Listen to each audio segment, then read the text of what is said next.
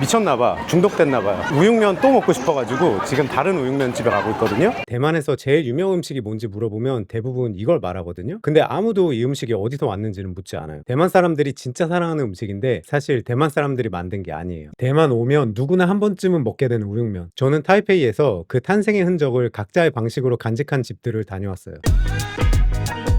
City Diver.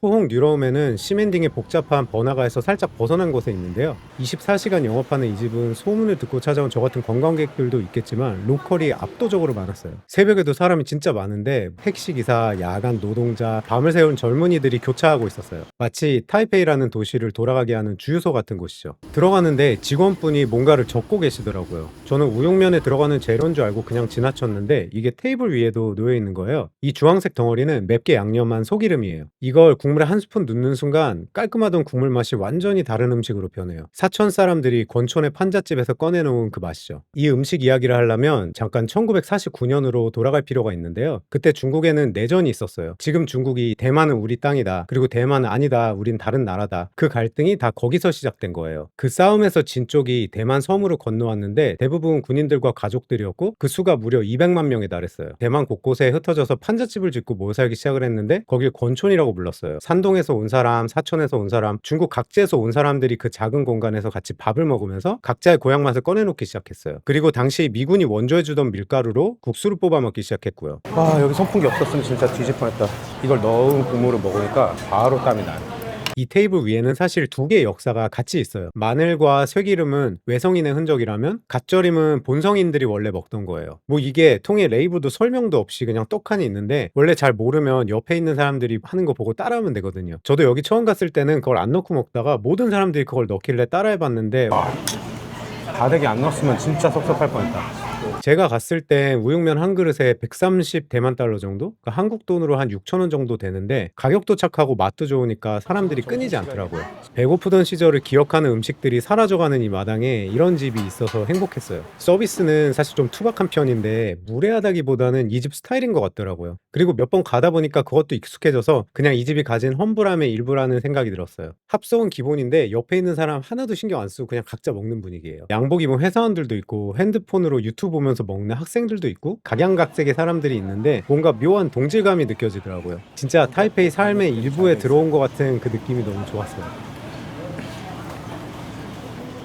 본토 사람들이 들어왔을 때 원래 그곳에 살던 사람들한테는 이게 그렇게 반가운 일이 아니었어요. 오히려 정반대였죠. 이민자들이 권력을 잡았고 거기서 원래 살던 사람들은 자기 땅에서 2등 시민 신세가 됐어요. 원래 자기들이 쓰던 말도 함부로 쓰지 못했고요. 이런 상황이 수십 년간 진행되다가 대만의 민주화가 이루어졌고 권력이 바뀌었어요. 여기서 원래 살던 사람들, 즉 본성인들이 다시 권력을 잡기 시작했고 자신들의 아이덴티티를 만들어나가기 시작을 했어요. 자신들은 다른 방향의 사회를 만들어 왔으니 우리는 중국인이 아니다. 대만인이다라는 메시지였죠. 그리고 그 과정에서 자신들만의 문화, 자신들만의 음식을 찾기 시작했어요. 그리고 그들은 결국 대만의 국민 음식으로 우육면을 세웠어요. 도대체 왜 자기들을 억눌렀던 사람들이 만든 음식을 자기들의 새로운 정체성으로 세웠을까요? 우육면은 어느 고향에도 속하지 않는 음식이었거든요. 중국 본토도 아니고 대만도 아니고 권촌이라는 임시 공간에서 태어난 음식. 어느 공간에도 속하지 않았기 때문에 그 누구도 우리 음식이라고 부를 수 있었던 거죠.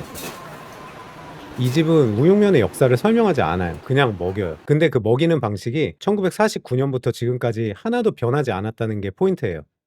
City Diver. 이곳에서 10분만 걸어가면 전혀 다른 스토리를 가진 집이 나와요. 타이페이 중앙역 근처에 있는 청진황 우육면관. 간판에 청진이라고 써있는 건 맑고 참되다라는 뜻인데 중국어로 이슬람을 뜻하는 말이기도 해요. 언뜻 보면 우육면집 같은데 이슬람식 코드가 여기저기 흩어져 있어요. 이슬람식 아치형 문이랑 벽에 걸린 이슬람 서예랑 면을 삶는 아저씨가 쓴 이슬람식 모자 같은 거요. 대만으로 건너온 200만 명 중에는 무슬림도 있었어요. 그 수가 약 2만 명 정도였다고 해요. 이 사람들은 더블 소수자였어요. 외성인들 사이에서는 종교가 다르니까 이방인 취급을 받았고 본성인들한테는 외성인이니까 이방인 취급을 받았고요. 근데 종교 때문에 돼지고기를 먹지 않는 이 사람들이 돼지고기 천국 대만에 자리를 잡은 거예요. 거의 모든 음식에 돼지고기나 라드가 들어가는 환경에서도 이 집은 자기 스타일을 관철했어요. 이슬람교를 믿는 분들한테는 할랄이라는 게 되게 중요한데요. 이슬람식 규율에 따라 피를 전부 뺀 도축법이에요. 그리고 그렇게 죽인 고기만 먹어야 되거든요. 동양 문화권에는 잘 없는 할랄 고기를 쓰고 대만 로컬 문화랑 코드가 좀 안 맞는 이 집이 70년 동안 버텨올 수 있었던 이유는 이 국물에 있어요. 소의 뼈 채소부터 내장까지 다 육수에 넣고 끓여서 조미료 하나 넣지 않아도 깊은 맛이 나요. 대부분의 우육면집들은 지방이 많고 부드러운 수입산 사태 부위를 쓰는데 이 집은 대만 토종 누렁소를 고집해요. 퍽퍽하고 질기지만 육향이 진한 황소죠. 대만 정체성을 가장 강력히 드러내는 재료를 쓰는 곳이 무슬림 외성인의 가게라는 게 저한테는 조금 아이러니하더라고요. 그리고 나중에 알고 보니까 여기 메뉴에 빵이 있대요. 딱딱한 빵을 국물에 찍어 먹는 방식인데 중국 서북부의 시안 란저우의 식문화래요. 면 중심의 우육면 생태계에서 유일하게 다른 언어를 쓰는 곳이죠. 권촌이 사라지고 외성인 1세대들이 세상을 떠나고 우육면이 대만의 국민 음식이 되는 과정에서도 이 집은 그 시류에 흡수되지 않았어요. 우육면을 만든 사람들은 희석됐는데 이 집의 국물은 희석되지 않은 거죠. City Diver. 미쳤나봐. 중독됐나봐요. 우육면 또 먹고 싶어가지고 지금 다른 우육면 집에 가고 있거든요. 앞에서 보여드린 두 집이 각자의 방식으로 역사를 붙들고 있다면 이 집은 조금 달라요. 위전류 우육면.